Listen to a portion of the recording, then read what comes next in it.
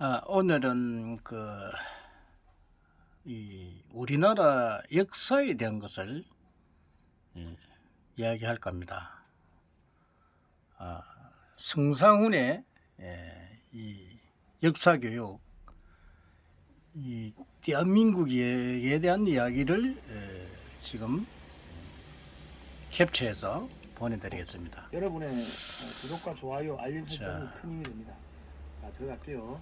자, 이게 지난 우리 시간 잠깐 복습을 하면 나라의 고종 11년 현실입니다. 동안 일간 파천, 미간 파천, 영간 파천, 아간 파천, 뭐 미간 파천, 미간 파천도 4번이네. 불간 파천까지 이 일본, 프랑스, 미국, 영국, 러시아 대사관으로 망명 신청을 8번 했어요. 고종 11년 동안.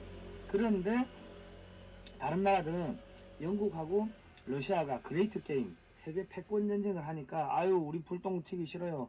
고정 안 받아줄래요. 그래가지고 안 받아줬고 러시아만 받아준 거예요. 그래서 러시아 때 한 번 아간 파천이 성공하죠.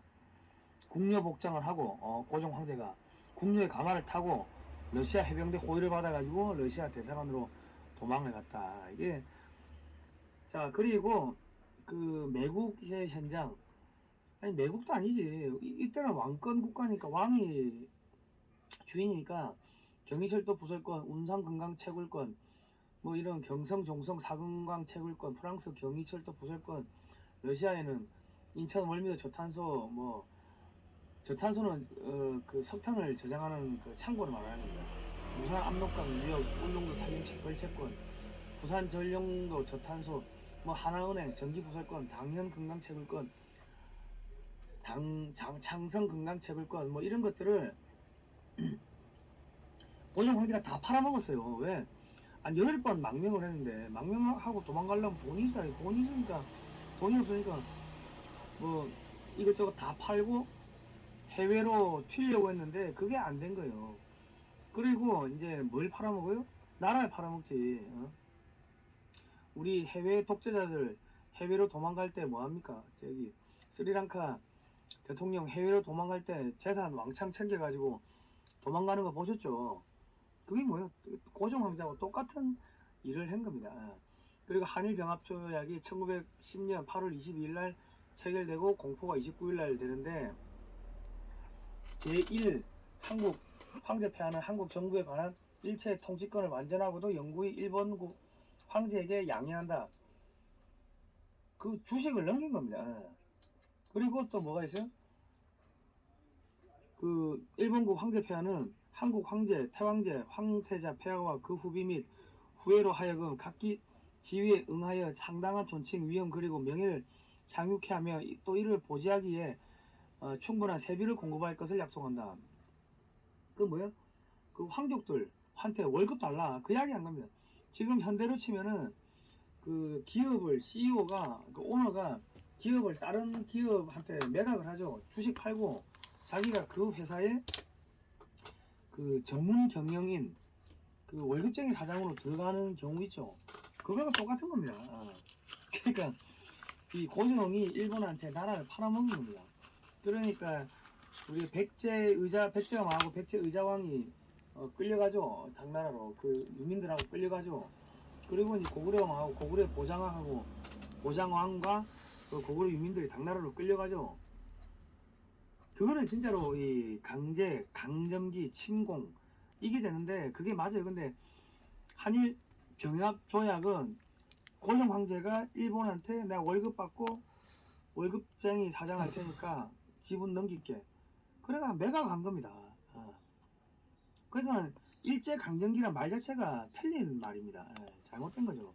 이거를 우리나라 이 학교에서 안 가르치니까 일제가 강점을 했다 뭐 일제 나쁜 놈 그렇게 선전선동이 먹히는 거고 일본군이 뭐 자고 있는데 집에 들어와가지고 여자들을 잡아갔다 그런 이야기가 선전선동이 먹히는 거고 야 일본군이 한국 조선인들을 잡아가가지고 강제로 탄광해서 노역시켰다 강제 추명했다 이런 선전선동이 먹히는 겁니다.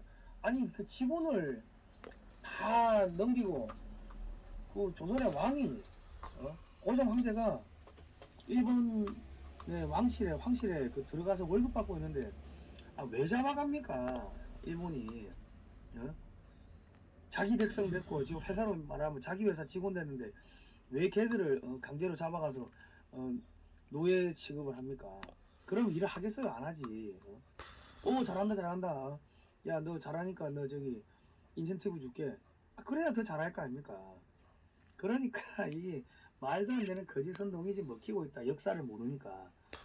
자, 지금 이 기후변화 이것도 CO2에 의해 가지고 CO2 양이 많아지니까 기후변화가 생긴다. 기온이 올라가고 있다.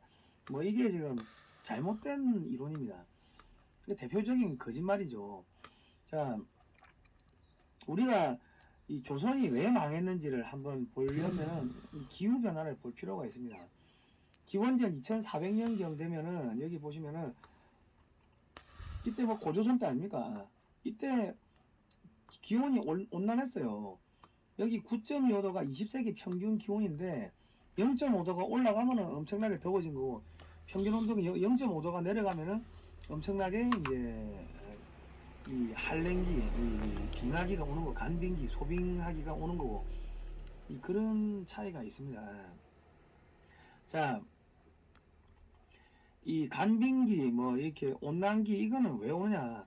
여러 가지 학설이 있어요. 근데 이 그 태양의 흑점 활동이 뭐 몇백 년 단위로 이렇게 활성화되면은 지구로 오는 열의 총량이 많아진대요. 그러면은 지구가 더워지고 그리고 소빙하기 때 보시면은 여기 뭐 대형 화산이 90개 폭발하고 여기는 뭐 대형 화산이 60개 폭발하고 뭐 좀 여기도 보시면 대형 화산이 25건이 폭발하고 뭐 보시면은 전신에 대형 화산들이 폭발을 했을 때 한랭기에 접어듭니다. 그러니까 화산이 폭발하면서 화산재가 지구를 겹겹이 쌓으니까 태양의 빛이 안 들어오고 그러다 보니까 농작물이 잘 안 자라고 이 기온이 내려가고 그런 일들이 벌어지는 거죠. 평균 기온이 0.5도 내려가면은 특정한 지역에 따라서는 기온이 뭐 1도, 2도 내려가고 올라가고 그런 경우도 생기죠. 지물에 따라서 더 심하게 올라가고 내려가고 하는 경우가 생긴다. 그러려면은 자 백제가 660년에 망했어요. 고구려가 668년에 망했습니다. 이때 뭐예요? 대형 화산이 전 세계에서 60개가 터져가지고 햇볕이 안 들어오니까 한랭기에 들어갔네. 한랭기에 최정점일 때가 660년, 668년, 그 700년 그 원절입니다. 이때가 제일 추웠다는 거예요, 전 세계적으로. 그러니까 고조선, 뭐 백제, 고구려, 신라 이렇게 이어받았는데 왜 조선이 일제 식민이 됐는가? 왜 그렇게 국력이 쪼그라들었지? 그렇게 보실 때 이 기후 변화를 같이 보실 필요가 있다. 그러니까 백제나 고구려나 이 북방 기만민족들이 쳐들어오죠. 왜 추우니까 북쪽에 그 몽골 초원에 뭐 초든지 뭐 한 몇십 년 만에 한 번씩 그 폭설이 내고 강추위가 오면은 뭐 영하 50도씩 내려간대. 그러면 다 얼어 죽는데요. 말, 양 얼어 죽고 말, 양이 얼어 죽으니까 뭐 사람 굶어 죽고 또 뭐 겨울철에 뭐 눈이 안 오면은 건조하게 추우면은 그 다음에는 가뭄이 들어가서 풀이 안 자란다. 뭐 그런 이야기들을 하거든요.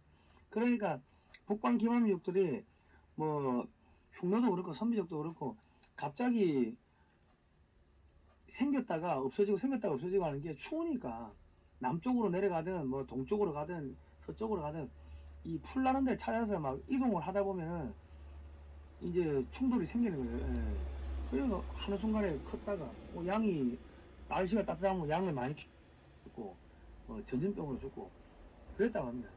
그러니까 정유재란 그 일본군이 쳐들어왔다가 중간에 잠깐 물러났다가 다시 들어오는 게 정유재란인데 통칭해서 임진왜란을 뭐 7년이라고 보면은 그 중에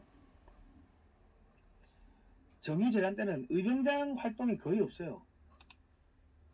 조선 인구가 1200에서 한 1600만 명 정도 된 걸로 추정을 하는데 조선 인구의 30% 정도가 사망을 한 것으로 추정합니다. 장마당이 북한식으로 이야기하면 장마 우리가 부자대가 뺏어 먹자 그겁니다.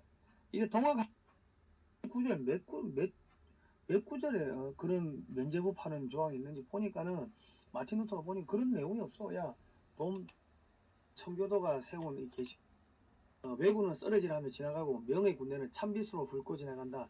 명나라의 그 약탈이 더 심했다. 이런 이야기가 나오는 겁니다. 예.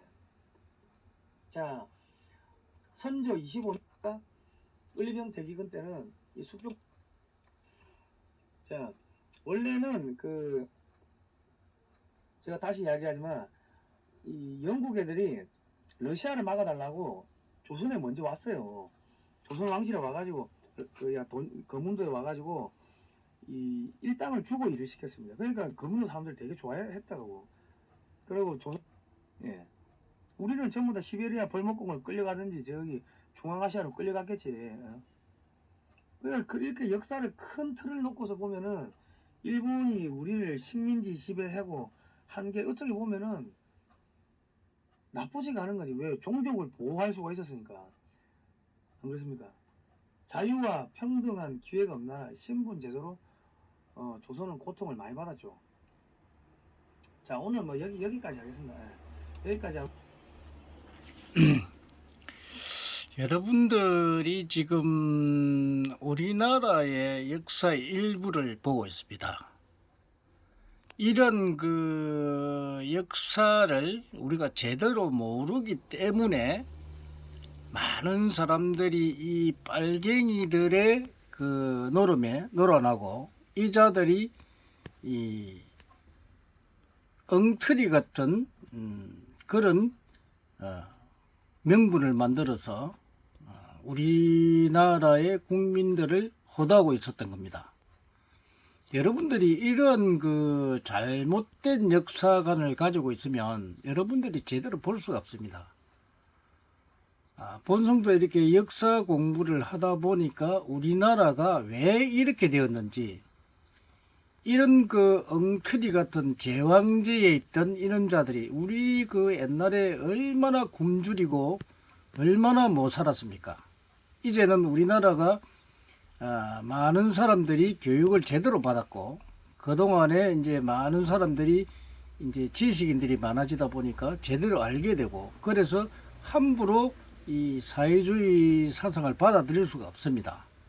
우리는 가장 좋은 민주 제도를 가지고 있고, 이것이 우리나라를 지탱하는 힘입니다. 그리고 우리 모든 국민들이 잘 살 수 있는 그런 제도를 우리가 채택을 했던 것입니다. 이승만 대통령이 정말 잘한 것이죠. 그리고 우리나라에 전해준 이 외국의 이 신부들 정말 고생 많이 했고요. 우리가 앞으로 정신 바짝 차리고 역사를 바로 알아서 우리가 절대로 이런 빨갱이들의 노름에 놀아나지 말고 제대로 된 민주사회에 잘 돼 있는 우리 이 헌법과 법률을 잘 지켜서 우리가 후손들에게 잘 물려줄 수 있도록 그렇게 여러분들이 힘써야 되겠습니다. 오늘 여기까지 하겠습니다. 감사합니다.